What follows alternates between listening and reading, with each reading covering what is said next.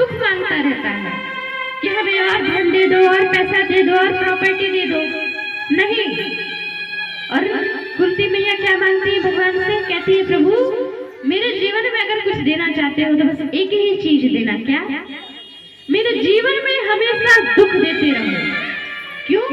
क्योंकि दुख में ही आपके दर्शन होते हैं और सुख में आपको व्यक्ति याद ही नहीं करता तो आप आओगे कहां? तो इसी पर कहा गया है कि जैसी खराब बुद्धि हम लोगों की है वैसे ही बुद्धि से भगवान को भी मापते हैं। We measure him the same way we measure our relationship with relatives, villagers और shopkeepers। जिस प्रकार से हम लोग अपने रिश्तेदारों से व्यवहार करते हैं, गांव वालों से व्यवहार करते हैं, अपने फैमिली में जिस प्रकार से व्यवहार करते हैं, बात करते हैं, उसी प्रकार से भगवान को भी मापते हैं। इतनी खराब बुद्धि हमारी।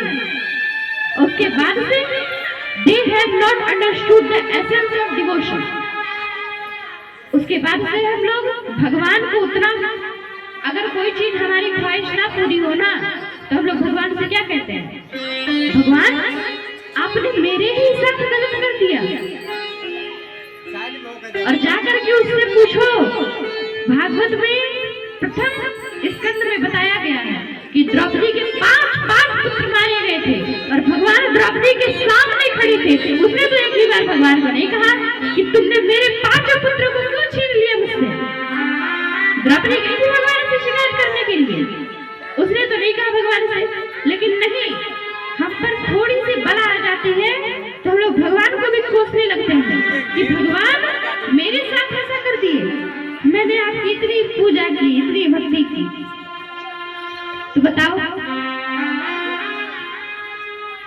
उसी प्रकार से देखिए भागवत में ये जो मैंने भक्ति चरित्र की आप लोगों को कथा का श्रवण करवाई थी, इसका मेन पॉइंट समझना क्या है तो बता दे।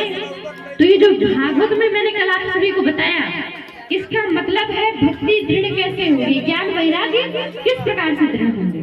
तो ज्ञान वैराग्य कब दृढ़ होंगे? जब भक्ति की जाएगी। भक्ति करोगे तभी तो ज्ञान वैराग्य आएगा। तो आज शनकादि कहते हैं, हे नारद जी महाराज, हम आपको एक बढ़िया सा प्रसंग सुनाते हैं, इतिहास सुनाते हैं, हिस्ट्री जो बीत चुका है। तो कहते हैं एक समय की बात है, तुंगभद्रा तटे पूर्वम अभुतपते तनमोत्तमम्। तुंगभद्रा नदी के तट पर एक आत्मदेव नाम के पंडित जी रहा करते थे। उनके पास बड़ा धन था, लेकिन वो कभी लालच नहीं करते थे। उनकी एक पत्नी थी जिसका नाम था धुंधली।